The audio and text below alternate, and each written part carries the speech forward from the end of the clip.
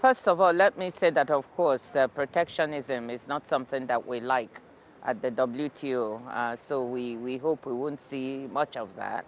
Um, but let me also say that the WTO rules are supportive of countries trying to help the environment, take measures that are positive for the environment and positive for climate change that support net zero. I think the problem comes when those measures may require domestic content use. So there are some difficulties with that. That being said, what we have tried to do, you mentioned the EU and the US, is encourage members that have problems with each other's measures to talk to each other. We certainly don't want to be at the receiving end of trade frictions. But the EU is saying that the US has flouted international trade rules. In fact, there were talks that it could come and complain to the WTO. If it comes to that, do you think WTO is ready to intervene?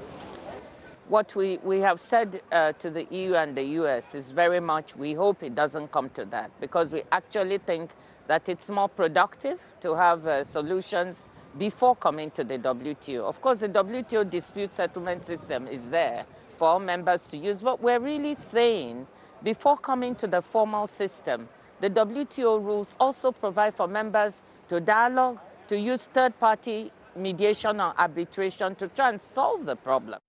A lot of experts say that if the world gets polarized in terms of trading blocs and trade wars, that would essentially mean that WTO will become ineffective as an institution.